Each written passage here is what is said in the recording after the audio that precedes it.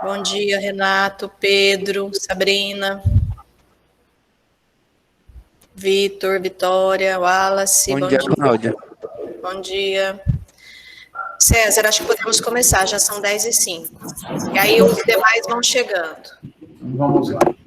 Eu coloquei aqui para gravar, vamos iniciar então a nossa conversa, o nosso trabalho sobre profissões.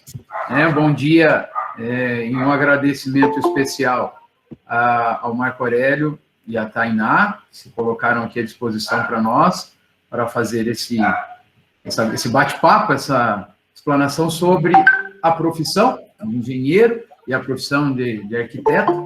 Eles que são um casal que tem uma firma que trabalha com construções em São José do Rio Pardo. Então, eles vão estar aqui falando para vocês. Agradecimento também especial aos professores que estão aqui, a Natália, o Marcelo, que eu vejo aqui, a Cláudia, que está aqui. Tem alguns que eu não consigo ver, minha tela só cabe 50 aqui. Se tiver mais algum professor aqui, sejam todos bem-vindos à nossa reunião. Certo? Então, eu deixo a palavra, Cláudia, se quiser falar alguma coisa também para a introdução, senão eu passo a palavra para o Marco e para a Tainá. Bom dia, pessoal. Tudo bem? É o seguinte, a gente fica muito contente de ser convidado aí para bater um papo com vocês, explanar um pouco aí sobre a nossa profissão, que a gente faz com tanto amor, tanto carinho, né? Eu acho muito bacana essa interação de construção civil com arquitetura, porque pouca gente consegue diferenciar uma da outra, né? Tem muito engenheiro que quer ser arquiteto, tem muito arquiteto que quer ser engenheiro. E não é bem assim o caminho, tá? A gente vai tentar explicar para vocês aí durante o bate-papo essa questão que é muito legal, muito importante de diferenciar, tá? E desde já, obrigado pelo convite aí, César. A gente está sempre à disposição, aí, nosso escritório está sempre à disposição de vocês aí, tá? Bom, eu vou começar me apresentando, então. Meu nome é Tainá, eu sou arquiteta, sou formada há 12 anos, eu estudei na PUC Minas e entrei, né, logo depois do terceiro colégio, já fui fazer a faculdade e hoje eu sei que eu fiz a escolha certa. É um momento difícil, né, que vocês estão passando aí dessa escolha. Então, é muito legal vocês participarem dessas feiras, né, conversarem com profissionais que vão ajudar vocês aí decidirem, né, a profissão que vocês vão seguir. Então, vou falar um pouquinho da minha, né. A faculdade de arquitetura, ela engloba muita coisa, né. No começo da faculdade, a gente começa a ter um pouco de desenho. A gente não tem o desenho técnico ainda. A gente começa a ter desenho em geral, mas não é uma coisa que muita gente acha assim, se eu for fazer arquitetura, eu tenho que saber desenhar. Não, não é isso. Você tem que, pelo menos, se interessar um pouco por isso. Na faculdade, a gente vai desenvolver as técnicas, mas é uma coisa que também a gente não vai usar para o resto da vida, porque hoje, com a tecnologia, o desenho manual é bem pouco usado, né? Mas a gente precisa desenvolver isso para entender a estética melhor e poder trabalhar com isso no futuro. Além disso, a faculdade de arquitetura, ela vai ter algumas disciplinas de cálculo, não é tão aprofundado como a engenharia, mas a gente tem, todos os semestres a gente tem um pouco de cálculo, começa com uma base, assim, né? E depois vai se aprofundando no cálculo das estruturas mesmo. Mas, assim, é uma matéria... Geralmente, os professores que dão aula na arquitetura de cálculo são engenheiros civis. E o interessante, assim, o arquiteto tem que saber aquilo para ele ter uma ideia lá na obra se está tudo dentro do que ele espera, né? Além disso, na faculdade, a gente também vai ter disciplinas de topografia, que é para a gente entender os terrenos. A gente tem disciplinas de fotografia, tudo isso para apurar nossa estética, né? Nosso senso de estética. Tem história, tem bastante história, história da arte, história da arquitetura. Então, assim, a arquitetura ela não consegue ser classificada nem como exatas, nem como humanas. Ela está ali entre os dois, né? que a gente tem um pouco de tudo na faculdade. Aí, quando eu me formei, antes de me formar, né, eu comecei a fazer estágio. Eu fiz um estágio relacionado à história de arquitetura mesmo. A gente fez um levantamento dos prédios históricos aqui na cidade. Então, a gente fotografou todos e desenhou. E criou uma lista dos imóveis com interesse histórico e cultural para a cidade. Depois disso, eu comecei a estagiar na prefeitura. E lá eu fui efetivada e fiquei trabalhando lá, acho que por uns 5 anos, acho que eu trabalhei. E lá na prefeitura eu vi de tudo, né? Eu aprendi de tudo um pouco, porque lá tive contato com vários profissionais de diversas áreas. A gente fazia projeto, a gente fazia planilha de orçamento, que é uma coisa que o engenheiro faz mais, mas na prefeitura a gente acaba tendo que fazer um pouco de tudo. Acompanhava a obra. Então, foi uma experiência bem enriquecedora. E, paralelo a isso, a gente abriu o nosso escritório, que é de arquitetura e engenharia, e a gente está trabalhando nele até hoje. Agora, eu acho legal explicar mais ou menos para vocês a minha visão, né, sobre a diferença de arquitetura e engenharia, que muitos podem ter essa dúvida. O arquiteto, ele estuda para projetar. Então, a gente tem muitas disciplinas na faculdade sobre projeto. A gente vai estudar a questão do sol, a questão do terreno, a gente vai estudar até uma matéria que chama Psicologia da Arquitetura, porque quando a gente vai pensar num ambiente que vai ser habitado, a gente tem que entender as pessoas que vão viver nesse local, né? Não é simplesmente a gente pegar um projeto de uma casa e falar, não, você vai morar nessa casa. A gente tem que ver o que a pessoa, como é a rotina dessa pessoa que vai morar ali. Ela costuma receber pessoas, ela não recebe, ela gosta mais de ficar no quarto, ela gosta de interagir, enfim, a gente tem que entender tudo isso. E na engenharia já não tem esse tipo de disciplina, né, na faculdade. O engenheiro, ele não é tão preparado para isso. O engenheiro, ele é mais focado na execução mesmo da obra, ele é preparado para pegar aquele projeto e executar, calcular a estrutura, orçamentos, cronogramas de obra, enfim. É lógico que, assim como o arquiteto ele tem uma base de cálculo na faculdade, o engenheiro também tem uma base de projeto na faculdade. Depois o Marcarelli vai falar um pouco melhor para vocês. Mas o arquiteto se aprofundou mais nesse quesito de projeto. O arquiteto pode assinar, pode ser responsável por uma obra? Sim, ele pode. Tanto pelo projeto como pela execução, assim como o engenheiro também pode. Legalmente, os dois estão aptos a assinarem, né, a serem responsáveis pela obra. Mas existem essas diferenças que eu falei para vocês. E, bom, eu acho que é basicamente isso. O arquiteto também, né, eu sou formada em arquitetura e urbanismo, que é uma outra vertente da arquitetura e essa parte do urbanismo. Eu trabalhei bastante com urbanismo na prefeitura, né, para a gente pensar os loteamentos, como vão ser executados.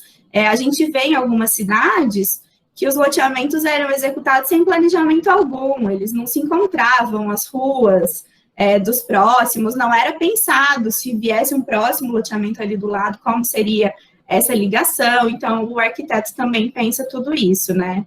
A arquitetura também tem a parte de designer de interiores, que é uma parte que tem crescido muito, tem tido muita procura, que hoje as pessoas cada vez mais estão ficando nas suas casas e querendo melhorar o ambiente que elas vivem, né? Antes as pessoas praticamente não ficavam em casa, né? Chegavam em casa à noite. Hoje, mais que nunca, a gente está vendo essa necessidade, né? De ter um ambiente agradável em casa. A gente vê uma tendência do home office, né? Já estava vindo e agora está mais ainda, né? Então, o arquiteto que se especializa em design de interiores também trabalha com isso. E mais que nunca, ele tem que entender a pessoa que vai estar usando o ambiente, né?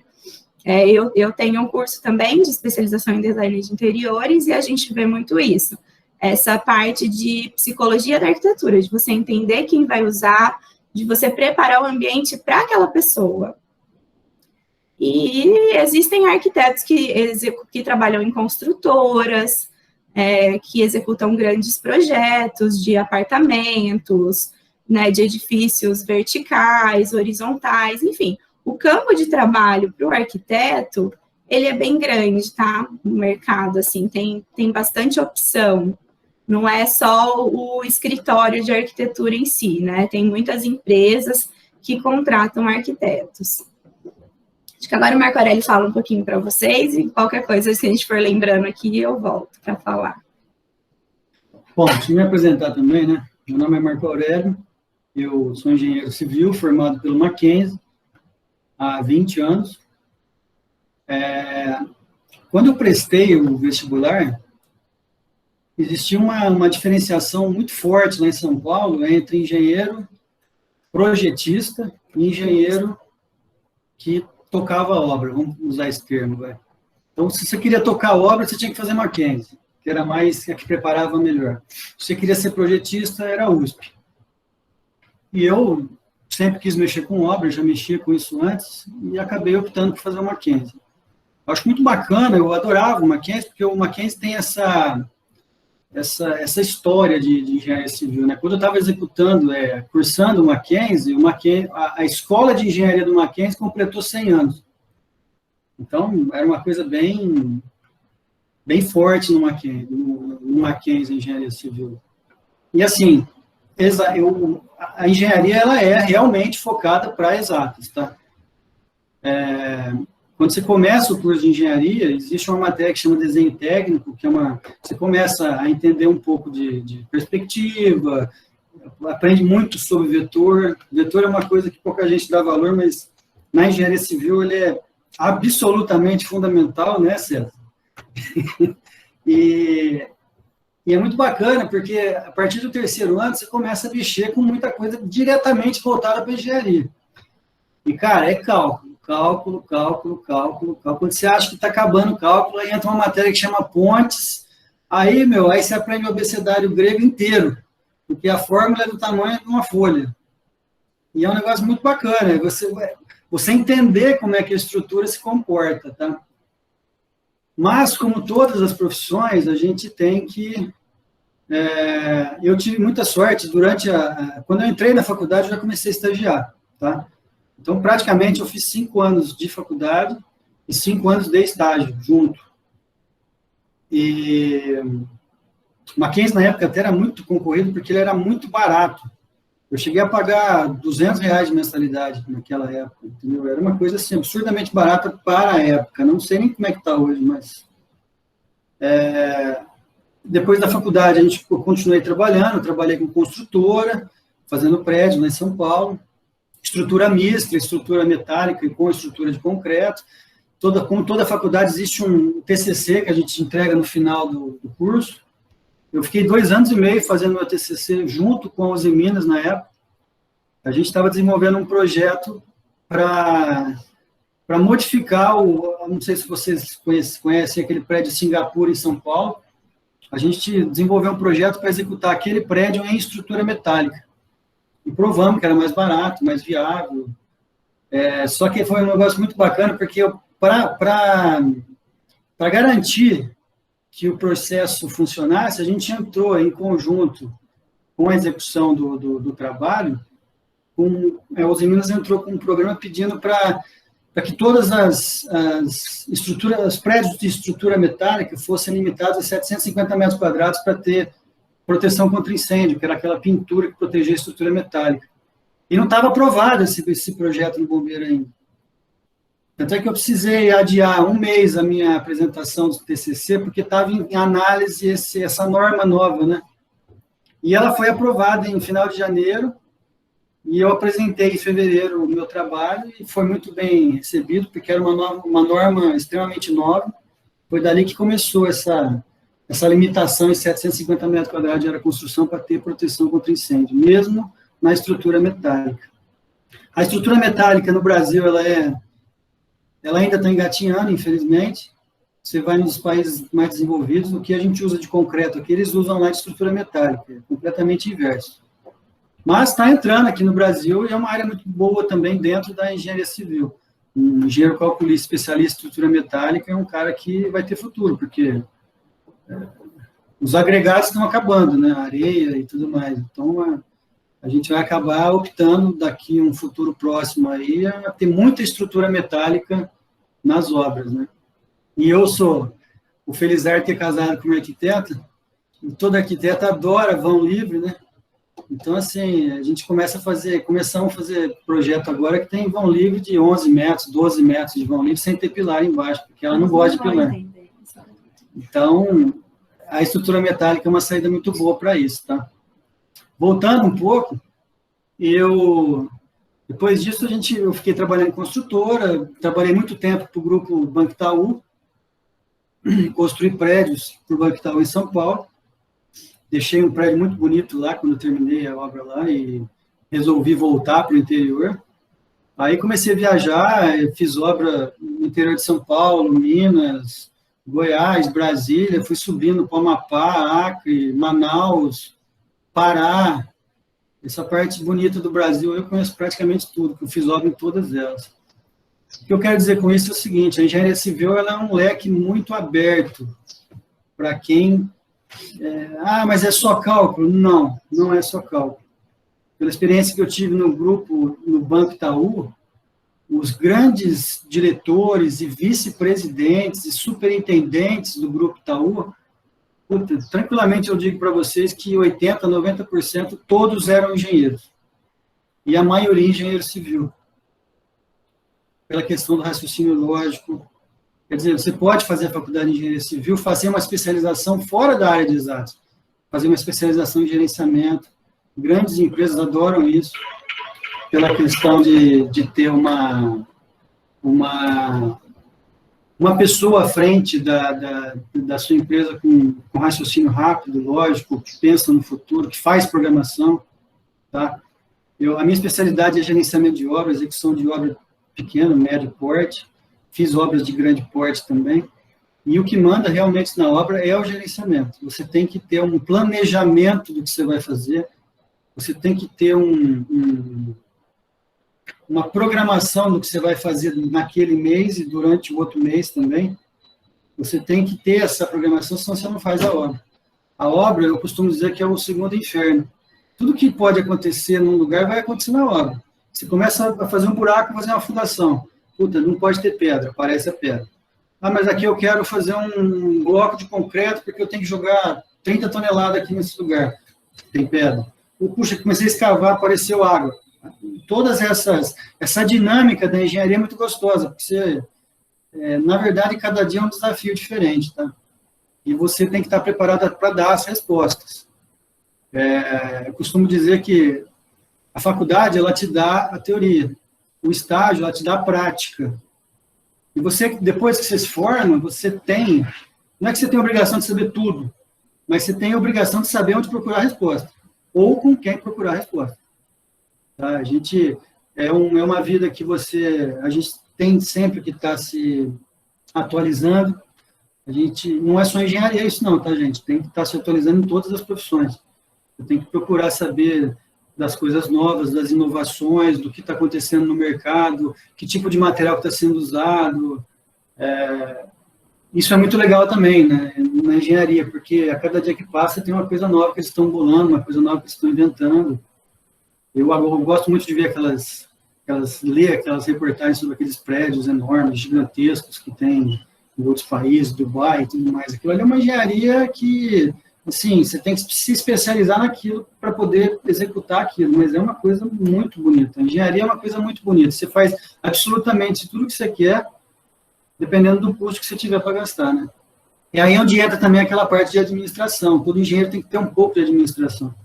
Porque às vezes o teu cliente chega para você e fala, olha, eu tenho 400, 500 mil reais, eu preciso fazer uma casa, o que você me... Vamos fazer um projeto assim, qual que é a tua necessidade? Aí entra mais a parte da arquitetura, que vai desenvolver o projeto. Praticamente a grande diferença é o que a Tainá falou. O arquiteto, ele estudou para projetar. Ele estudou para ver se um ambiente desse tamanho comporta a necessidade do cliente, se vai ter ventilação, se vai ter iluminação, relação do sol, se a casa vai ficar bem iluminada, se não vai. entra um pouquinho da parte de engenharia com relação hoje, desde 2000, todos os meus projetos saem com aquecedor solar. Eu acho que quase que uma obrigação hoje uma pessoa construir uma casa com aquecedor solar. E já está entrando energia solar também. Quase todos os nossos projetos já estão sendo preparados para ter energia solar. Isso é muito bacana. E eu acho que é uma necessidade, né? Então, entra também a arquitetura, para ver, poxa, eu preciso de um pano, pelo menos, de telhado, voltado para o norte. Por quê? Porque o norte é o lado mais ensolarado de qualquer casa. Eu preciso ter iluminação nas placas, eu preciso ter calor nas placas de aquecimento solar. Então, isso também tem que ser pensado.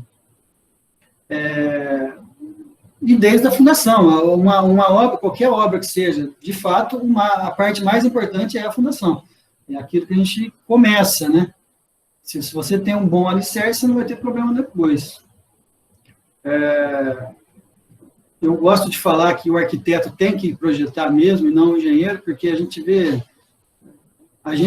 eu tive na minha faculdade um semestre de matéria de arquitetura. Como a Tânia explicou, a gente tem uma noção de arquitetura, mas realmente não chega nem perto de quem estudou arquitetura. A mesma coisa ela tem uma noção de cálculo, precisa ter. E também não é o cálculo que o engenheiro fez durante 5 anos dentro da faculdade. As outras apresentações que a gente já fez, né, para a Feira de Profissões, a gente costumava levar, né, uma apresentação de slides para ilustrar um pouco isso que a gente está falando, mas como eu nunca usei aqui, eu não sabia se tinha como. Mas se vocês quiserem dar uma olhada, eu tenho um Instagram, arc.tainacalori, com TH, e lá eu posto um pouco do nosso dia a dia, um pouco de projeto. Se vocês quiserem dar uma olhada lá, quem tiver interesse, se tiver alguma dúvida também, pode chamar por lá. Mas, assim, hoje a arquitetura está muito presente, porque houve um tempo onde as pessoas tinham a cultura que o engenheiro fazia o projeto e o arquiteto fazia só decoração, né? E hoje as pessoas já têm mais essa noção, já conseguem entender melhor a diferença das profissões. E agora... Tem uma pergunta aqui, gostaria de saber se tem a possibilidade de fazer engenharia civil e depois me especializar em arquitetura ou vice-versa, ou também fazer as 2 faculdades.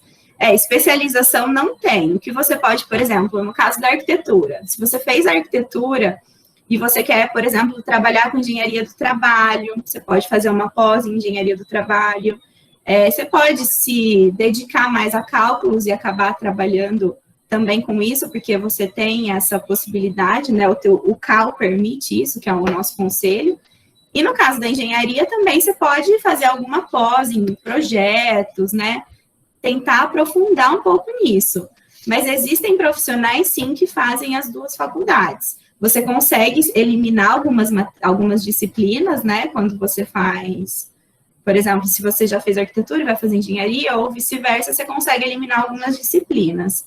Mas acaba,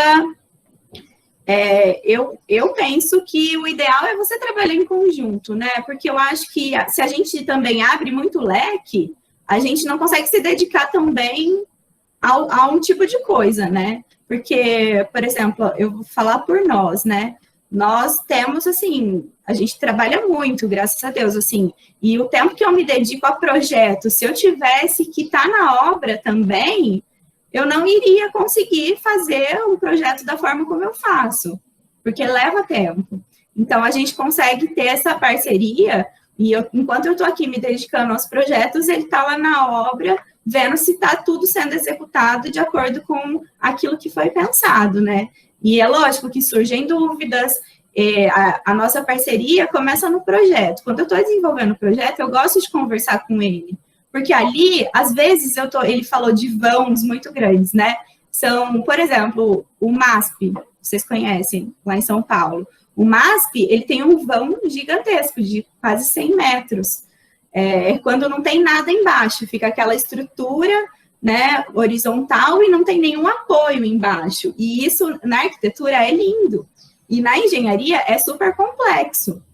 Então, hoje, né, com essa questão das redes sociais, dos programas de TV que tem falando de arquitetura, as pessoas cada vez mais querem isso, querem essa estética bonita, né? Hoje a gente vê no Instagram, por exemplo, projetos lindos que parece que a casa está flutuando.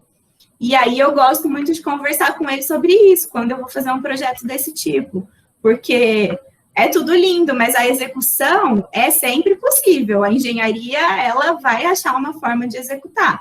Mas pode ser que isso encareça muito a obra e o cliente não está disposto a arcar com esse custo. Então, quando eu estou desenvolvendo um projeto, eu gosto de conversar com ele, ó, eu fiz esse vão, eu fiz assim, onde que você vai colocar um pilar aqui? E aí a gente vai trocando essa informação. E quando ele está na obra, ele também está sempre me falando, ó, teve uma diferença de nível nesse terreno, precisa solucionar, eu venho aqui no projeto, altero, passo na obra, tem essa troca, né? Tem umas perguntas aqui, né? Essa aqui já li. Aqui. Qual o tempo de especialização em designer de interiores ou já tem matérias na universidade? Pergunta da Maria Vitória. Então, Maria Vitória, a faculdade de arquitetura, pelo menos quando eu fiz, né, há 12 anos, a gente não tinha praticamente nada de designer de interiores, tá? Era, nossa, praticamente nada mesmo. Eu não sei como está hoje, porque como essa tendência, né, do designer de interiores está crescendo, talvez eles tenham incluído alguma disciplina. No meu caso, eu fiz um curso mesmo, um curso de...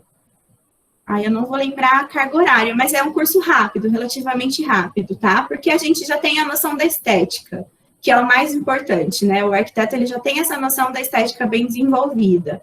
Então, o curso é mais, assim, detalhamento mesmo. História, que é muito importante também, porque é aquela história, nada se cria, tudo se copia, né? Então, assim, tudo que a gente usa, a gente busca referências. É lógico que a gente vai mudando, a gente vai tentando melhorar, mas a gente busca referências. Por isso a história é tão importante na arquitetura. E a especialização é em todos os designs ou só de interiores? Aí depende da especialização, né? Aqui eu fiz, por exemplo, foi em design de interiores. Existem pós-graduações em design de interiores, existem cursos mais rápidos, existem até profissionais que fazem só curso de designer de interiores, né? Um curso técnico. Ele sai formado como técnico em design de interiores. Ele pode fazer um projeto de interiores, mas ele não pode interferir na obra. O designer de interiores, o técnico, né? No meu caso, por eu ser arquiteta, eu posso interferir na obra. Por exemplo, eu estou fazendo um designer de interiores numa casa que já existe e a pessoa quer integrar a cozinha, quer abrir, né, essa tendência da cozinha ser interligada com o restante da casa. Eu posso ir lá e falar, olha, então vamos derrubar essa parede, vamos fazer isso. O designer de interiores, que é técnico, ele não pode fazer isso, ele não pode quebrar uma parede, ele não pode abrir uma porta, ele não pode fazer absolutamente nada disso. O arquiteto que se especializa, ele pode sim fazer. Tem mais alguma pergunta aqui? A engenharia ambiental. Eu já fiz um curso de engenharia ambiental, na época que eu trabalhava na prefeitura, a gente teve um pouco de contato com isso, acho que mais o Marco Aurélio ainda teve. A obra do esgoto. Engenharia ambiental, ele envolve, assim, por exemplo, vou te dar um exemplo. A gente fez uma instalação, vamos fazer uma instalação de sistema de esgoto para tratar o esgoto 100% da cidade. Isso envolve muita engenharia ambiental, porque vai ter que ser feito inúmeras escavações e tudo mais para passagem de tubulação que vão fatalmente intervir diretamente no meio ambiente, em beirada de córregos, beirada de rios, enfim. E aí entra o engenheiro ambiental que tem que fazer toda essa aprovação junto aos órgãos competentes, CETESB e tudo mais, para poder, para viabilizar a execução da obra, tá? Então, é uma engenharia muito bacana, envolve bastante coisa. Acho que hoje todas as obras grandes envolvem um engenheiro ambiental trabalhando junto, porque ele, para conseguir as obras grandes, tem que passar em aprovação em vários órgãos, né? E um deles é a CETESB, que é quem cuida dessa parte ambiental. Então, precisa de um engenheiro ambiental para estar executando esses projetos, tem compensação. Quando você vai usar uma área de preservação, você tem que fazer compensação em outras áreas. Eu acho que um pouco disso, sim, que a engenharia ambiental vai estar focando. Né? Em geral, tá? Não sei me aprofundar muito, não. Mas acho que o geral é isso. Tem uma outra pergunta aqui. Eu sempre vejo alguns memes no Instagram dizendo que o engenheiro e o arquiteto sempre acabam discutindo por conta de valores. Como isso acontece na prática? É verdade. O porquê é daquilo que eu estava falando, né? O arquiteto, ele gosta da estética, ele pensa muito na funcionalidade, lógico, da construção, mas a gente também quer uma estética bacana, né? Então, a gente quer grandes vãos, a gente quer escadas que pareçam que estejam flutuando, e isso tudo encarece a obra, né? E o engenheiro é o cara do dinheiro ali, né? O cara que está controlando o orçamento da obra, né? Então, se a gente colocar, por exemplo, em todas as quinas, né, de uma construção, colocar um pilarzinho ali sustentando, isso vai ficar bem mais barato. Mas vai ficar feio, né, gente? Então, a briga é nesse sentido, né? Se depender do engenheiro, a casa vai ser um caixote, com um monte de parede ali, dividindo quarto, sala, cozinha, banheiro, e tá tudo lindo para eles. E o arquiteto não, né? O arquiteto gosta de deixar isso funcional e bonito, e aí que acontecem as brigas. Aqui na nossa casa, quando a gente foi construir na época, eu quis fazer uma escada, né? Vamos fazer uma escada bonita, né? Com uma viga central e os degraus vazados. Não queria nem a viga. Queria só os degraus ali flutuando. Aí cedi, né? Deixei colocar a viga. Mas até hoje ele fala que é Jesus Cristo que fica segurando a escada ali. E é assim, essa história de arquiteto e engenheiro sempre vai existir, né? Essa rincha aí, porque na prática mesmo, né? Quando você trabalha numa obra que envolve diversos profissionais, o arquiteto e o engenheiro, eles têm que estar ali muito em contato um com o outro mesmo, né? Para não ter problemas. Essa briga existe, lógico que existe, por conta disso que ela falou, mas é importante essa integração de engenharia com arquitetura, é importante. Todo lugar, toda obra que tiver integração com engenharia e arquitetura, ela vai sair bonita e dentro de um custo legal, que seja dentro da expectativa do proprietário. Eu acho bacana isso aí.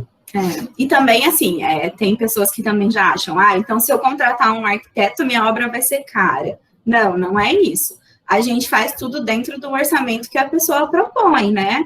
Então, é lógico que a gente também sabe até onde a gente pode ir. A gente tenta fazer as coisas muito pelo contrário, para que a pessoa economize. Principalmente quando você contrata, além do projeto, um gerenciamento de obra. O gerenciamento da obra é muito importante para controlar os seus custos. Você, ao invés de gastar com isso, você está economizando, né? Não é um gasto. Né? Porque a gente consegue, a gente sabe onde encontrar os melhores materiais, com o melhor preço, a gente está ali no dia a dia, né? E acaba vendo tudo isso e consegue ajudar o cliente a ter um custo menor na obra. Aliás, também é a nossa função. Isso é uma demanda que cresceu muito nos últimos anos lá no escritório. O gerenciamento da obra. Por quê? Mais e mais as pessoas estão começando a enxergar que se ela tem um profissional acompanhando a obra dela, o pedreiro não vai fazer o que ele quer na obra, ele vai fazer o necessário. Ele não vai comprar material em qualquer lugar, ele vai comprar material onde foi cotado. Ele vai ter uma pessoa acompanhando o custo da obra, ele vai ter uma pessoa acompanhando o que foi gasto diariamente na obra, no final do mês é feito um fechamento da obra, o cliente enxerga tudo que ele comprou naquele mês, quanto ele pagaria e quanto ele vai pagar. Então, isso é muito legal. O cliente economiza 3, 4, 5, 10 vezes o que ele está pagando na administração da obra. Isso realmente acontece, as pessoas estão começando a enxergar isso. Existe um crescimento muito grande dessa demanda, inclusive eu chego a gerenciar projetos que a Tainá não foi arquiteta, foi outra arquiteta que fez o projeto. Já tem essa demanda lá no escritório. O cliente chega com o projeto, olha, eu não fiz o projeto com vocês, mas eu gostaria que vocês gerenciassem. Acontece também. A mesma coisa no projeto de interiores, né? Às vezes a gente começa a obra do zero. Às vezes a gente desenvolve o projeto da casa, né?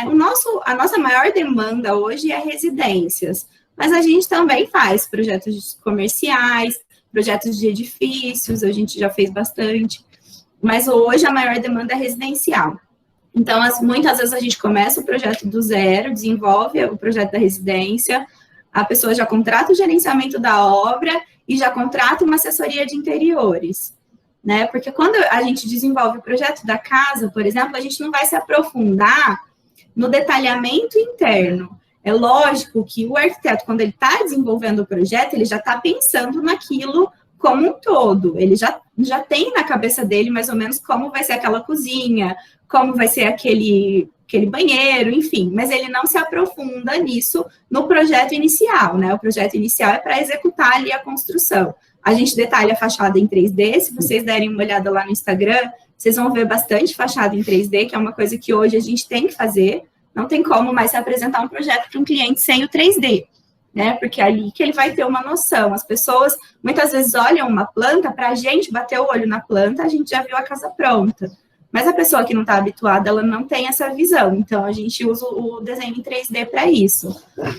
E depois, quando a pessoa contrata uma assessoria de interiores, aí a gente vai executar esse projeto em 3D de todos os ambientes da casa. A gente vai acompanhar o cliente na loja para escolher os materiais que ele vai usar. A gente vai na obra, vai ver se está sendo executado como a gente quis. A gente vai projetar os móveis. Hoje tem muitos móveis planejados, né? A gente projeta os móveis que vão ser feitos nessa casa. A gente projeta como vai ser a iluminação dessa casa. Hoje a gente trabalha muito com gesso, iluminação embutida. Então, é tudo isso pensado, né? Qual a matéria mais chata da faculdade de engenharia e a de arquitetura? De engenharia, eu acho que é arquitetura. A de arquitetura, muita gente não gosta da parte de cálculo, né? Então, acho que são as mais chatas. Eu até sempre gostei. Eu me dava bem até com as exatas. Mas não era o pior para mim. Mas, assim, para mim, tinha algumas disciplinas que eram, assim, mais focadas com a obra, assim, com a engenharia mesmo. Tipo, concreto, estudar o concreto, a composição dele e tal. E eu brinco que uma vez teve uma prova que o professor perguntou o que a gente faria se chegasse um caminhão de concreto na obra e não fosse como a gente quis, não sei. Aí a resposta a gente tinha que falar que ia fazer um corpo de prova. Enfim, algumas coisas assim. Eu só coloquei, manda o caminhão embora. O que eu vou fazer com o concreto? Eu não quero, manda embora, né? Porque eu realmente, dessa parte, assim, de materiais, eu não gostava.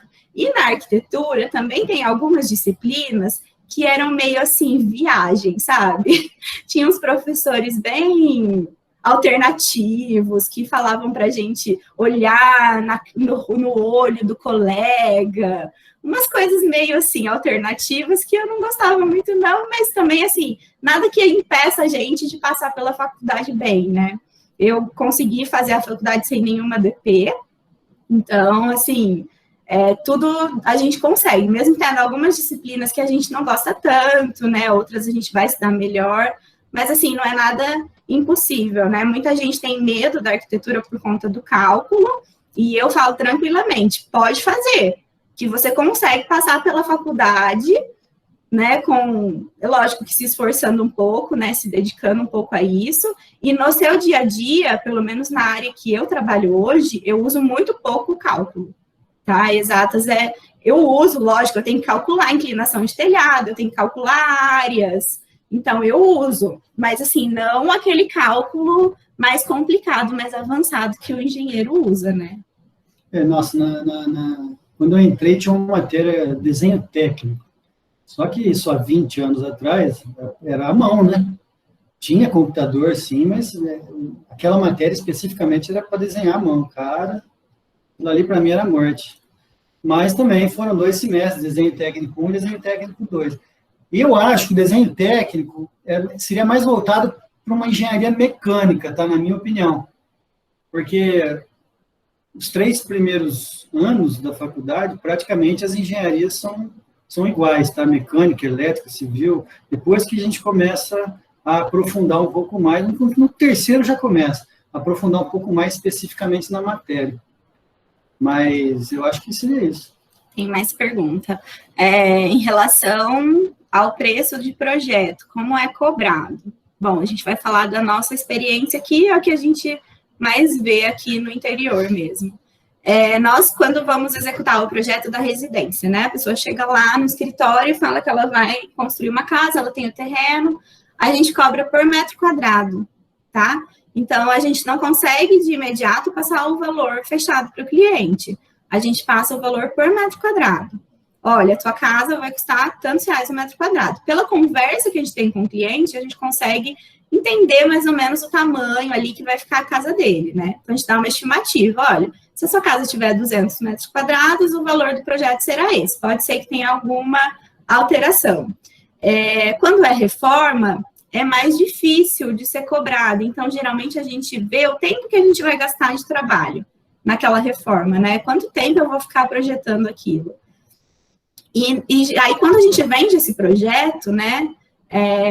Eu vou executar o projeto para a pessoa de uma forma que ela consiga executar a obra, né, com aquelas informações que eu vou passar, vou fazer a fachada em 3D, nós vamos aprovar na prefeitura, porque todo projeto, né, toda construção, antes de iniciar, ela tem que passar por uma aprovação na prefeitura. Então, nós fazemos isso, geralmente o Marco Aurélio que emite a RT, que é uma responsabilidade técnica que a gente tem que ter sobre a obra, eu posso emitir e ele pode. É que normalmente no nosso dia a dia é ele que acaba emitindo a responsabilidade técnica, porque é ele que vai estar ali na obra.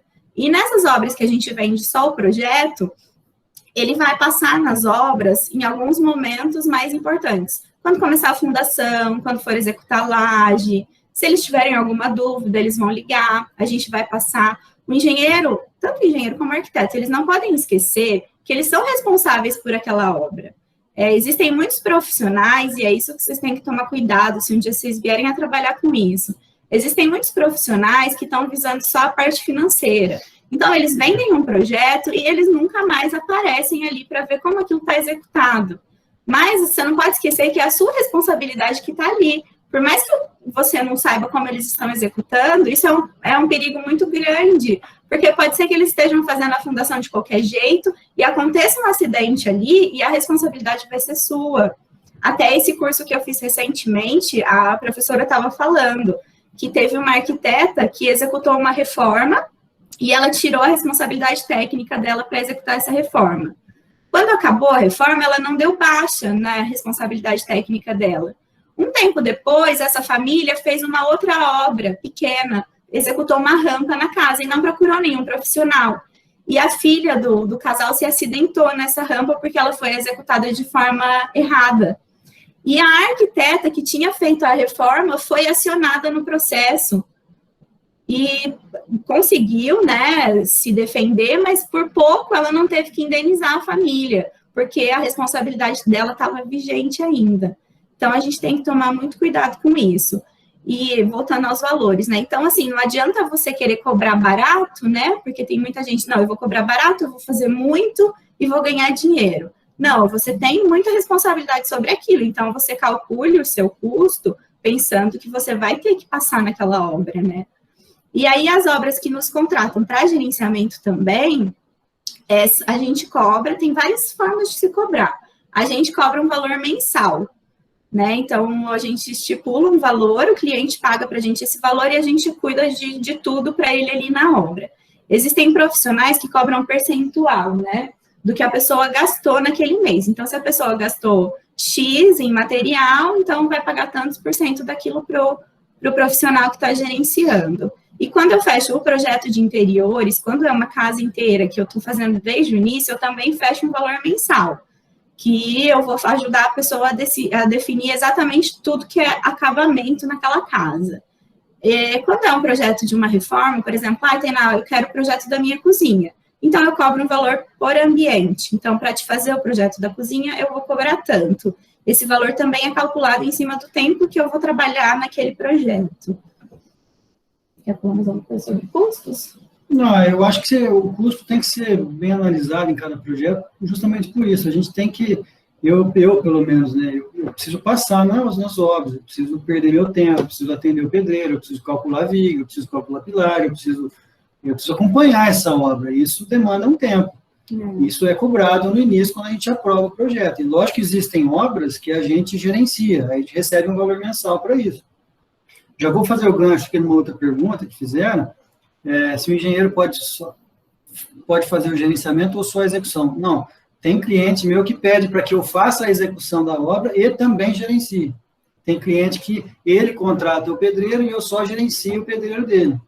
Tem cliente que fala, não, eu quero que você me administre o processo todo, coloca o pedreiro Você toca a obra, você compra o material, e esse cara eu falo com ele uma vez por mês só para pegar o dinheiro para pagar as contas. Então, assim, depende muito de cada obra. O engenheiro pode gerenciar e pode executar também. Tem muito engenheiro que tem construtora. Então, ele tem os funcionários, ele tem os pedreiros, ele vai lá, ele pega a obra do começo ao fim e termina, inclusive fornecendo o material também. Tá? Eu acho que uma dúvida que vocês devem ter, né, nessa fase, é tipo, eu vou ganhar dinheiro com isso, né? Essa profissão vai me trazer a estabilidade financeira que eu procuro, né? Eu acho que isso vai depender, né? Em todas as profissões, você pode ser bem-sucedido e você pode não ser.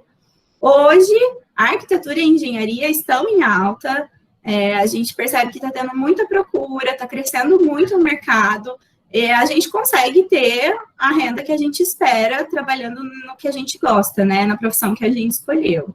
Mas tudo isso é muito relativo, vai depender do seu trabalho, como que você vai executar esse trabalho, se você vai se destacar naquilo, né? Porque aqui em São José, por exemplo, existe faculdade de engenharia e faculdade de arquitetura. Cada vez mais tem no mercado engenheiros e arquitetos. Então, isso pode ser um problema para muitos, né? Porque é muito profissional ali no mercado. Mas se você se destaca, se você tenta buscar o seu diferencial e trabalhar de uma forma correta, esses profissionais vão te atrapalhar muito pouco. O que a gente percebe aqui, que às vezes dá trabalho para a gente, é assim, a pessoa vai lá no escritório, pede um projeto, a gente faz, a pessoa pega o projeto e leva naquele baratinho, e aquele baratinho executa baratinho. Só que não vai dar a assessoria que ele precisa. Mas isso eu acredito que em todas as profissões isso a gente vai... Isso é normal, em todas as profissões. Enfrentar. A melhor propaganda que você vai poder ter é o teu cliente falando bem de você. É. Então, não adianta você pegar um projeto, assinei o projeto para o cara e nunca mais apareci. Quer dizer, esse cara não vai falar bem de mim. Exatamente. Eu vou deixar de pegar 2, 3, 4, 10 obras, porque ele vai chegar e falar, não adianta pegar esse engenheiro porque ele não acompanha a obra. Então, tudo que vocês fizerem, seja engenharia, seja arquitetura, seja qualquer profissão, vocês têm que fazer muito bem feito. Eu vou ser, sei lá, médico, então seja o melhor médico, né? Você enfermeiro, seja o melhor enfermeiro. Você engenheiro, procure ser o melhor engenheiro. Faça tudo que você faz, que você fizer, faça bem feito, faça com amor, que não tem como dar errado. E trabalhando dessa forma, sim, a gente consegue ter um retorno financeiro legal. Aí tinha uma pergunta aqui também, sobre a disciplina que mais gosta, né? Eu gostava muito da parte de projeto mesmo, porque todo semestre a gente tem uma disciplina de projeto, né? Tinha semestres que a gente projetava residências, conjuntos habitacionais, edifícios múltiplo uso, hospitais, centro de eventos, cada semestre era um projeto diferente que a gente executava. Eu gostava muito disso, e também das disciplinas de história, também gostava bastante. Eu gostava de cálculo. É louco, né? Gente louca, assim, né? Desce um pouquinho aqui. Quais os principais programas usados? Os principais programas usados. Bom, basicamente, na arquitetura é o AutoCAD. Até estou com ele aberto aqui, mas eu não consigo mostrar para vocês. É um programa que a gente usa que uma pessoa que não está acostumada vai olhar e vai falar, gente, o que é isso, né? Porque aparece um monte de linhazinha colorida, cada cor, na hora que plotar, vai ser uma espessura, né, de linha. Mas para a gente que já está habituado, é tudo muito fácil, né? Desde que eu comecei a faculdade, eu trabalho no AutoCAD. E quando vai executar, eu executo a planta, né, no AutoCAD, eu já projeto no computador.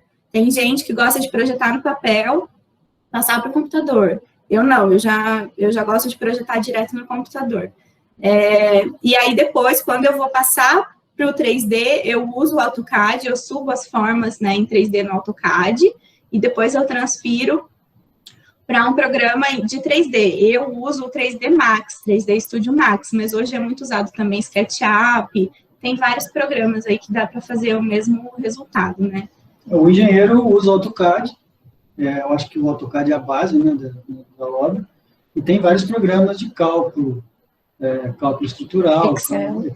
O Excel usa muito. Excel, os dois usam bastante. Mas tem muito programa de cálculo. Hoje tem programa que você executa o projeto no AutoCAD esse programa suga todos os dados do AutoCAD, dali já começa a fazer levantamento de material, o que vai gastar, o que não vai. Se o cara tiver linkado com uma outra planilha de custo, já sai o orçamento até pronto.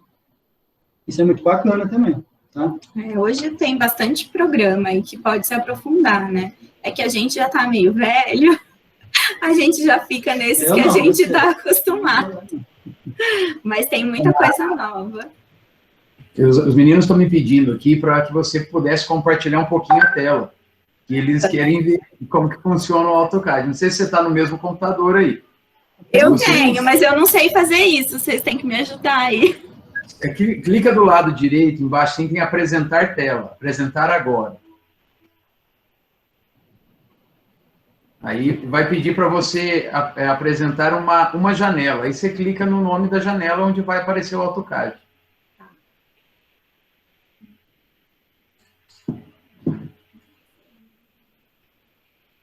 Apareceu aí? Ainda não, ele deve estar conectando aqui. Ainda não apareceu, não. Para você vai aparecer. Apresentou agora. Apresentou? Apareceu? Aí, agora sim. Peraí que esse aqui é bem simplesinho. Eu vou achar um projeto legal aqui para mostrar para vocês.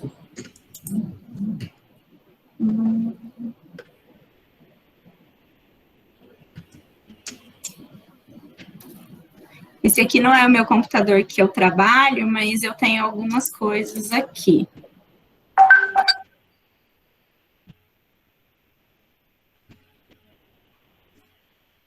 Esse aqui, ó, isso aqui que eu estou mostrando para vocês agora é um projeto topográfico. Então, eu fui começar essa obra, a gente contratou um topógrafo, que pode ser um engenheiro civil especializado em topografia, um engenheiro agrimensor, um técnico em topografia, e ele executou para a gente esse desenho meio maluco aí, tá vendo? Com um monte de linhazinha. Cada linha dessa laranja clarinha aqui, ó, significa 1 metro de desnível do terreno. Então, esse terreno tem 1, 2, 3, 4, 5 metros de desnível. Então, desde onde ele começa, esses numerozinhos são os níveis, né? Ele começa no nível 101 e vai até o nível 105. Na verdade, ele começa no 99, tá vendo? Então, a gente precisa disso aqui para a gente executar o projeto, para a gente ver que nível que a gente vai fazer a casa, como que a gente vai cortar o terreno, tirar a terra, vai colocar a terra. Aí, a partir disso aqui, eu executei este projeto. Esse projeto é um projeto residencial, no caso aqui são 2 terrenos, tá? Essa linha branquinha aqui é o meu cursor, tá? Então, onde ela está ali é um terreno em cima e um terreno embaixo. E aí, eu executo o projeto aqui. Eu vou desenhando. Então, por exemplo, a linhazinha azul, eu uso para fazer parede, porque ela é uma linha mais grossa. Ela vai sair na hora que imprimir mais grossa. A vermelha é a mais fininha de todas. Então, tá vendo que ele acaba ficando colorido por conta disso, né? A gente insere os móveis já no projeto, né? Ele ainda não é um projeto de interiores, então ele não tem detalhamento, mas eu já coloco onde vão ser as camas, onde vão ser o vaso, a pia, na cozinha, tá vendo? Eu já coloco geladeira, pia, fogão, churrasqueira, fogão a lenha, sofá, piscina, né? Isso tudo já aparece no projeto. Aqui é o pavimento superior, que vai ter só uma sala. Agora, deixa eu ver se eu acho para vocês aqui um projeto que... Eu vou mostrar primeiro um 3D. Esse mesmo projeto, a hora que eu vou fazer ele em 3D. Olha aqui. Dá para ver? É um monte de linha, tá vendo? Todas... Eu vou subindo elas, a altura que eu quero em cada linha, baseado naquela planta. Aquela planta está em azul lá embaixo. E aí, eu vou desenhando sobre ela e vou subindo as linhas. Aí, quer ver? Eu vou colocar de um jeito que vocês vão visualizar um pouquinho melhor. Para desenhar, eu desenho dessa forma que vocês estão vendo. Aí, depois, eu posso fazer assim, ó. Tá vendo? Aí já dá uma corzinha, você já consegue ter uma ideia melhor do que você tá vendo. E agora eu vou mostrar para vocês como que ficou isso aí pronto, depois que eu renderizei no outro programa. É essa obra aí, ó. Essa casa é aquele monte de linha que vocês estavam vendo. Tá vendo? Essa frente aqui, ó. Vocês estão vendo, gente? A gente está vendo as cores ainda. Não mudou para... Ah, tá. É porque eu tenho que compartilhar o outro programa, né? Peraí. Parar esse e compartilhar o outro. Ah, peraí. Deixa eu achar aqui. Peraí que eu vou tentar de novo, então. Mostra aquele cheio de linha que você mostrou. Aquele do 3D em AutoCAD, vocês viram? Sim. Um monte de linhazinha colorida, né? Aí daquilo vai Então, aparecer isso agora como que é mesmo? Apresentar tela. Agora. Janela. Aí, deu para ver? Ainda não. Já aliado. Vai abrir agora. Abrindo. Agora sim. Essa é aquela casa que tava aquele monte de linha, né? Aquele projeto, a hora que eu fiz o 3D, ele virou isso aqui, que já é muito próximo do que vai ser executado. Aqui na frente, na garagem, onde eu estou passando a linha do mouse aqui, isso é um vão de 10 metros, né? Que é uma coisa... Nesse aqui é 10, aqui atrás que é 11. Então, é aquilo que a gente estava falando, né? Sobre os grandes vãos, né? Mas é uma coisa que fica bem legal esteticamente, né? A gente usa alguns detalhes também, arquitetônicos, os vidros, eles aparecem todos. Deixa eu tentar passar aqui.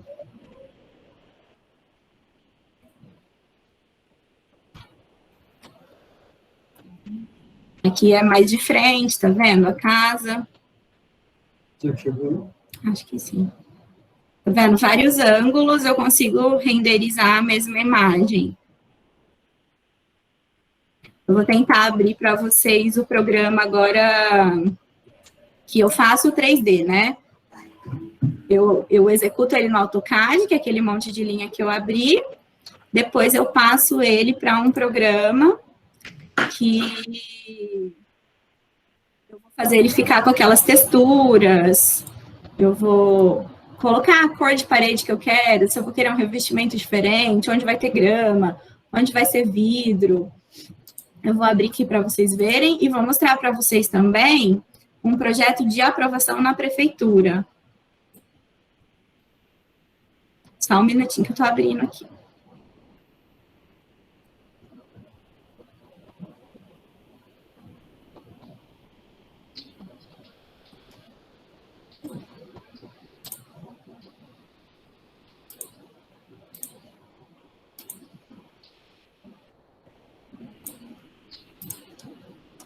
Deu para ver aí? Sim. Então, essa aqui é aquela casa que eu mostrei já a imagem renderizada para vocês. É que aqui, como eu tô sem o meu HD, que eu tenho as texturas, então ela saiu toda cinza. Mas aqui eu uso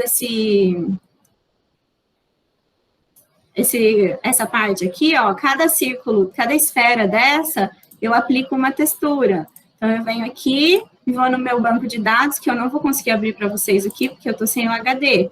Mas eu pego uma imagem de bitmap qualquer. Se eu tirar uma foto de um piso, eu venho aqui e consigo aplicar esse piso no meu desenho em 3D. E, tá vendo? Aqui eu tenho a planta dele, as vistas, e aqui a perspectiva. E aí eu consigo ter várias câmeras, ó. Essa é a câmera 1, a câmera 2. Então, eles estão vendo isso aqui? A câmera 3, então eu consigo ver de vários ângulos, consigo colocar o sol, a posição do sol que eu quero, eu consigo escolher onde está o norte, tá vendo a rosa dos ventos? Aqui eu consigo escolher onde está o norte nesse projeto, para ver como que vai ser a posição do sol nessa casa, tudo por esse programa, que é o 3D Studio. Agora eu vou mostrar para vocês um projeto de aprovação.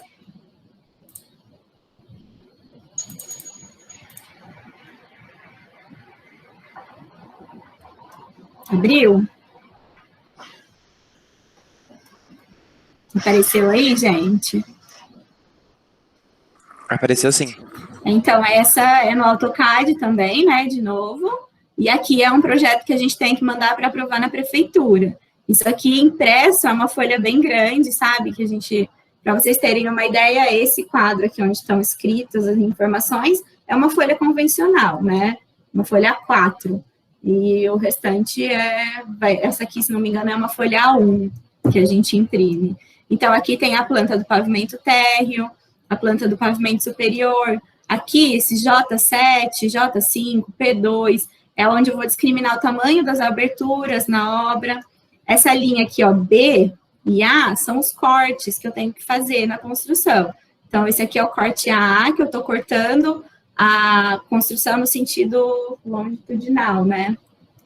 E o corte BB, que eu estou cortando aqui no transversal. Aqui é uma fachada técnica, tá vendo? A fachada que a gente tem que apresentar no projeto, ela é diferente daquela que a gente faz em 3D.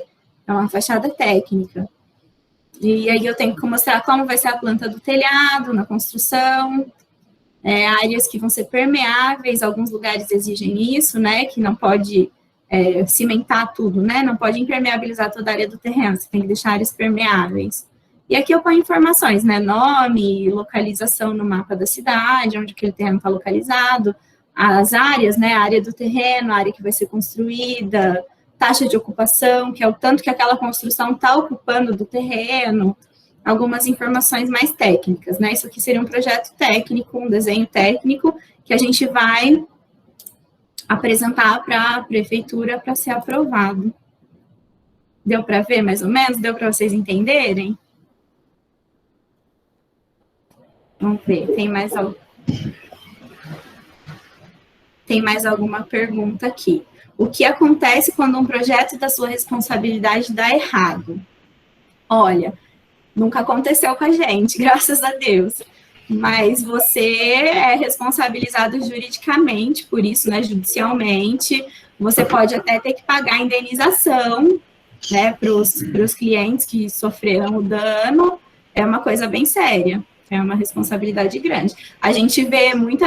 como que foi aquele prédio em Santos, que desabou, né? Tem muita coisa, material ruim utilizado, esse controle depende do... Por isso que eu digo, o engenheiro tem que participar da obra, ele tem que estar ali praticamente 2, 3 vezes por semana, 4 vezes por semana, dependendo do momento da obra. Às vezes, todo dia, porque são fases da obra, tem fases que são muito importantes, por exemplo, a fundação. Cara, você tem que acompanhar, não adianta. Você chega lá, você faz um projeto, olha, isso aqui tem que ter uma broca de 4, 5, 6 metros de profundidade, armada, assim, com tantos ferros. Não é que você simplesmente joga isso no projeto, joga esse projeto na obra e fala, meu, toca. E se o cara não quiser tocar, se o cara, em vez de profundidade, em vez de furar 6 metros, não, 6 é muito, eu vou furar 3. Quer dizer, isso é muito comum, você tem que acompanhar. Você tem que ter esse controle na obra. Por isso que você tem que saber cobrar o teu serviço, porque não adianta você, vou cobrar baratinho, mas você tem que ir na obra 5 vezes por semana, acabou, no primeiro mês você já perdeu o dinheiro.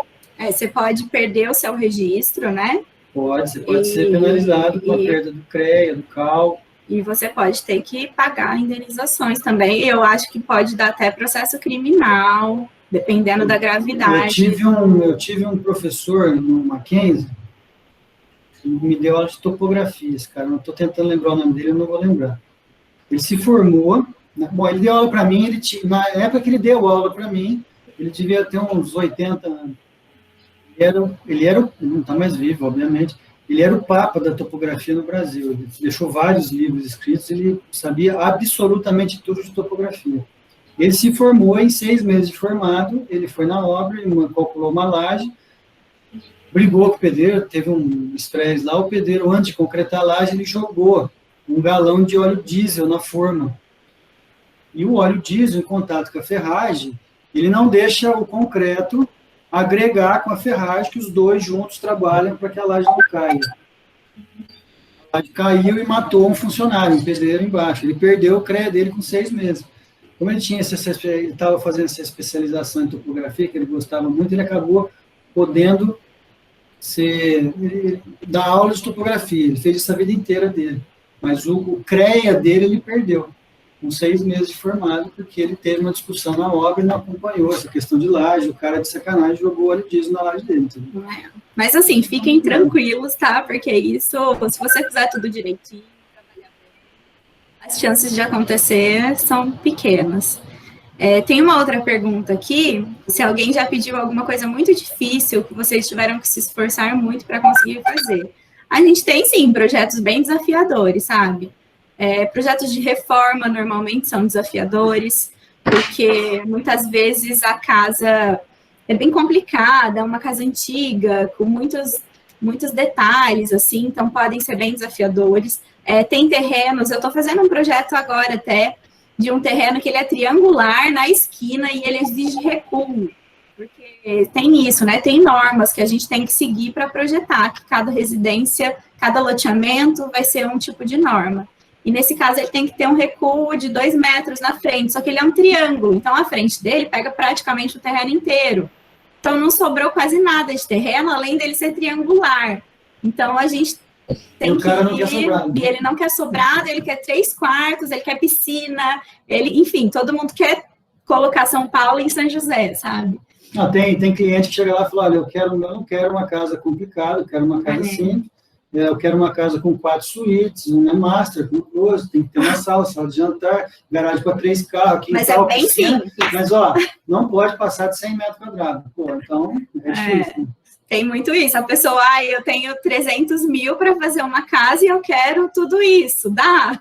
Aí a gente, com jeito, né, tem que falar, não, olha, não dá tudo isso, mas dá para a gente fazer uma coisa bacana. E aí a gente vai. Eu queria compartilhar para vocês aqui uma foto de antes e depois de uma reforma que a gente fez.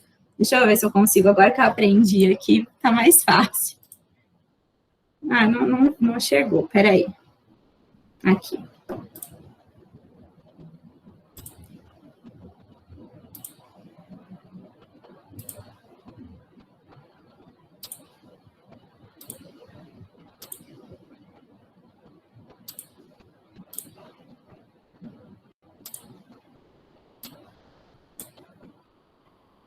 Chegou? Apareceu ali? Apareceu, nossa. Então, eu não peguei a que tinha a foto mesmo, eu vou ver se eu encontro, porque essa obra já foi finalizada. Eu tenho a foto mesmo dela pronta aqui. Vocês reparam que é o mesmo portão, tá? Mas tá vendo, a casa era assim, e a pessoa queria uma reforma, a casa era escondida, você não via a casa. Se você olhar bem no cantinho aqui do portão de carros, do lado, você vê o telhado da casa, porque a casa era afundada. E eles queriam ampliar, né? Porque não tinha garagem coberta, eles queriam cobrir a garagem e executar uma suíte, mais um dormitório no pavimento superior, reformar a cozinha, fazer uma cozinha gourmet. E aí, com isso, a gente conseguiu que a casa aparecesse, né? Porque até então ela estava escondida. Aqui é o projeto em 3D, mas eu queria muito mostrar a foto para vocês da casa, porque ficou muito legal essa casa. Aqui. Eu consegui aqui. Deixa eu ver se eu consigo abrir meu Instagram aqui no computador, que aí eu consegui mostrar para vocês. Não.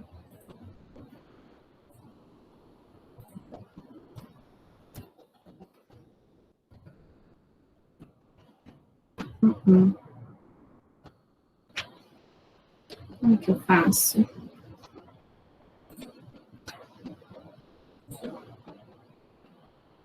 Eu não consegui abrir aqui no Instagram, mas depois, se vocês quiserem dar uma olhada lá, tem o segundo post que tá no Instagram, é um videozinho no Reels, que aí tem essa casa pronta.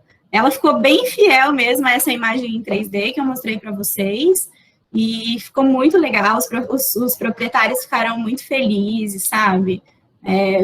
Todo mundo comentou, gente que passava na rua, que via. Então, assim, foi um projeto bem desafiador, mas valeu muito a pena, porque o resultado ficou muito legal e os proprietários ficaram bem felizes. Então, tem muito isso, assim, nesse sentido. Não, acho que não. Tem. Dizem que os materiais utilizados durante o curso são muito específicos e caros, principalmente na arquitetura. Eles são os utilizados depois nos projetos do dia a dia? Olha, que eu me lembre, na arquitetura, a gente teve que comprar lápis de cor, que era caro, que tinha que ser da Carandache, aquarelável, tubo para carregar os projetos, mas também não era nada muito caro, prancheta, não era nada muito caro, não, assim, era até que pouca coisa. Foi mais no primeiro semestre, mesmo que eles passaram uma lista grande, eu não comprei. Todo mundo dá essa dica, né? Não compra a lista inteira, porque tem coisa que realmente você não vai usar. Então, os professores avisavam antes, né? Ó, semana que vem a gente vai usar tal material. Aí eu ia lá e comprava aquilo que ia ser usado.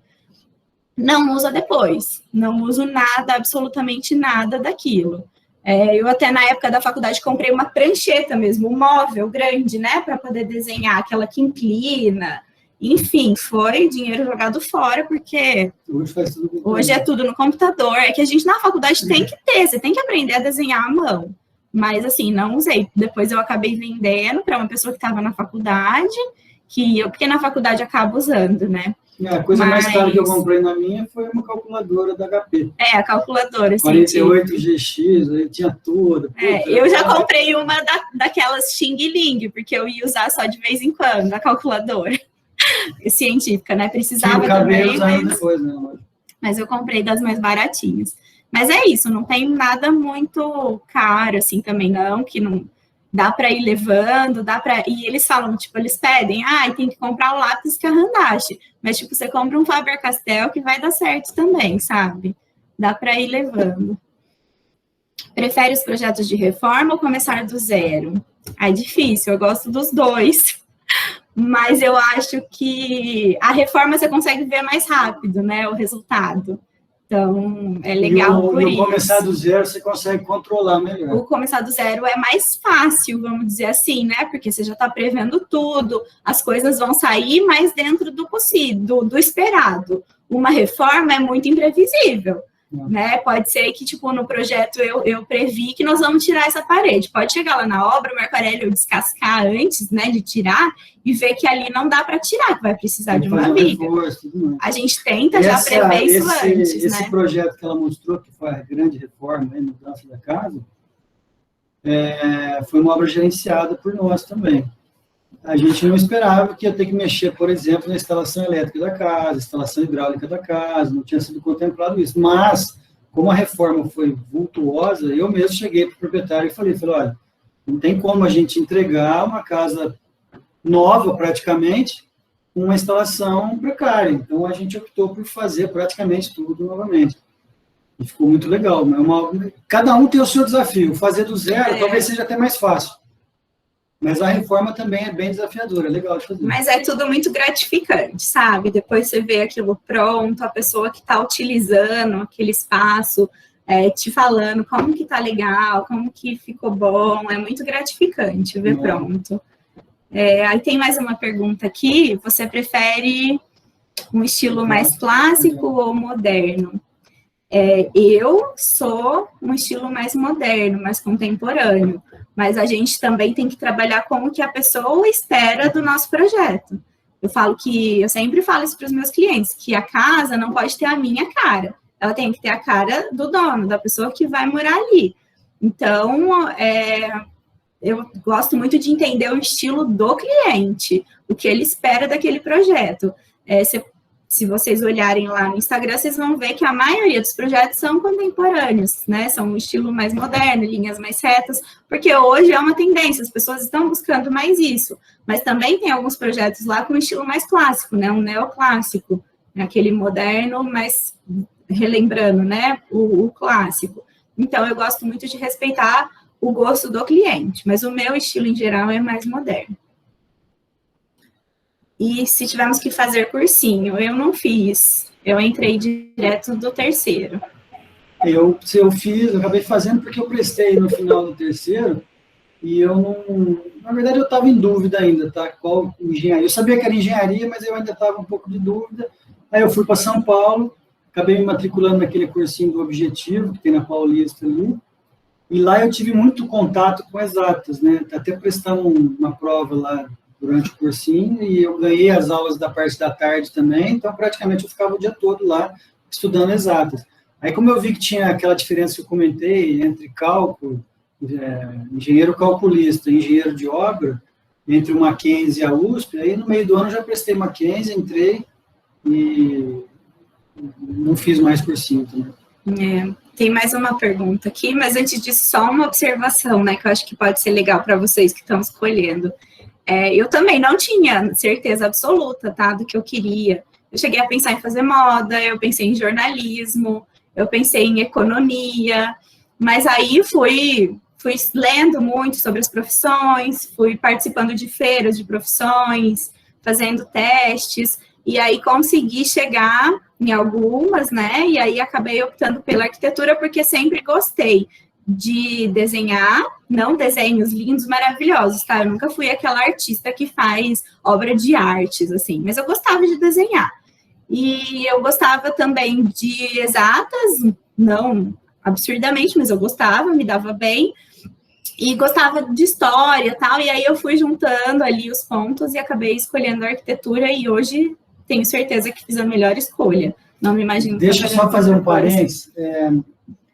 Tanto eu quanto ela, nós entramos na faculdade com 17 anos, e a gente saiu formado com 22. É uma decisão muito difícil para quem tem 17 anos. Eu acho que o que a escola de vocês está fazendo hoje aqui é uma coisa excepcional, é muito bom isso, para vocês terem um contato com vários tipos de profissão, vários profissionais, entender um pouquinho de cada coisa, isso é muito legal, na minha época não tinha isso. Mas assim, eu não sou contra quem faz cursinho, tá? Eu acho muito bacana o cursinho, porque no cursinho a gente consegue, talvez, amadurecer um pouco mais, sem aquela pressão de ter prova, tem que estudar, tem que passar. Eu acho que no cursinho a gente consegue, talvez, amadurecer um pouco melhor a ideia que a gente talvez tenha começado num bate-papo desse, tá? Então não é ruim fazer cursinho, não, eu acho até bacana, tá bom? A gente está por dentro aqui, porque a gente tem uma filha que está com 17 anos. A Duda. A Duda também está nessa fase aí que vocês estão, e a gente sabe como ela também ainda não se decidiu. Provavelmente não vai para exatas, vai para biológicas. E, assim, é bem complicado mesmo. Por isso que a gente está tentando ajudar vocês de alguma maneira. Tem uma pergunta aqui que eu acho que é mais para você, ó. Fica muito tempo parado, estrutura exposta, chuva... Eu tenho clientes também que ele fala, eu não tenho dinheiro para terminar a obra, o que eu posso fazer? Então, assim, existem fases da obra que você tem que começar e terminar. Quando você começa a fundação de uma casa, por exemplo, você tem que terminar a fundação da casa. Quando que você termina a fundação da casa? Quando você concreta ela, quando você nivela a fundação da casa inteira, e o mais importante, quando você impermeabiliza essa fundação. Aí você pode parar a obra. Comecei a tijolar. Você tem que levantar a parede até a altura da laje e você tem que concretar a laje. Senão você não trava as paredes. Então, são fases que o engenheiro tem que explicar. Falar, você pode parar nesse ponto. E se acontecer de uma obra ficar parada muito tempo com a ferragem exposta, toda a ferragem que fica exposta, ela entra em oxidação. Se a ferragem entrar em oxidação, ela diminui o diâmetro dela, que também foi calculado. Se calcula uma viga ou um pilar, você especifica qual a bitola da ferragem que você está usando, porque no cálculo exige. Se essa bitola diminuir por conta de oxidação, você pode sim ter um problema estrutural na sua casa. Então, dica de engenheiro, não sei o motivo da pergunta, ou se tem algum caso parecido de alguém aí. Se tem alguma ferragem exposta, manda alguém lá, manda cobrir essa ferragem com concreto, nem que seja com concreto magro, fraco, para que depois ele possa ser rompido e continuar a obra. Tá? Por que cobrir com concreto? Porque quando você concreta o ferro, você elimina 100% do oxigênio que tem próximo do concreto, da ferragem. Então, ele vai parar a oxidação.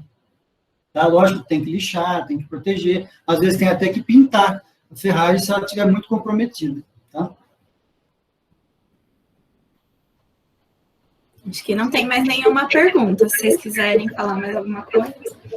Marconi, Tainá, os meninos estão bravos comigo porque eu falei para pararem as perguntas, mas é que nós estamos abusando da bondade de vocês e do tempo de vocês.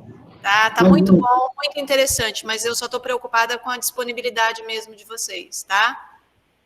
Fica tranquila, se tiver mais alguma dúvida, a gente consegue responder sim. E também qualquer coisa, se alguém quiser mandar mensagem para a gente depois, a gente está à disposição, tá? Se alguém quiser vir conhecer o nosso trabalho aqui também, a gente está à disposição, a gente vai ajudar como puder.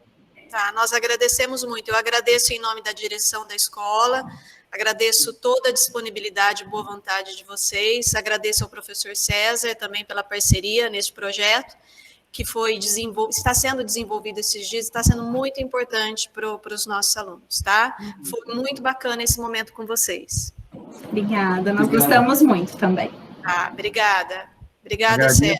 Imagina, eu agradeço imensamente, Marco e Tainá, eu sei do tanto de trabalho que vocês têm, o tanto que o Marco roda, passa sempre as obras aqui no bairro, né? Passa para todo lado nas obras, o Marco tem um tempo bastante corrido, a Tainá fazendo os projetos. Então, disponibilizar esse tempo aí para a gente foi muito importante, muito interessante. A hora que eu mandei aqui no grupo, parem de fazer perguntas. César, deixa a gente perguntar. Mas, infelizmente, a gente sabe que o tempo de vocês têm o trabalho, têm os compromissos todos. Fica por uma outra oportunidade. Agradeço demais, demais mesmo a disponibilidade de vocês. Agradeço também a participação dos alunos. Né? Fiquei muito contente. Se você pudesse, divulga aí no grupo Meu Celular, ele também é WhatsApp. Às vezes alguém tem alguma dúvida, quiser mandar, a gente pode divulgar. Vai respondendo também. O meu também, pode colocar aí, que se alguém quiser mandar, pode mandar. Tá, joia, então. E para os alunos, César, apesar do meu corte aqui e eu estragar o barato deles, eles estão de parabéns também. A participação está bastante efetiva, com perguntas muito boas. Isso aí. Gente, muito obrigado, Marco, Tainá, Cláudia, pela oportunidade. Obrigado, os professores que estão aqui, Marcelo, Natália, o Alex, e que também disponibilizaram suas aulas para estar aqui junto com a gente. Mas muito bom, fico muito feliz de estar dando tudo certo, tudo correndo na medida do possível aqui. Obrigado a todos, obrigado, Marco, Tainá. Obrigada, gente. Obrigado, gente. Vamos para Tchau. Tchau, tchau.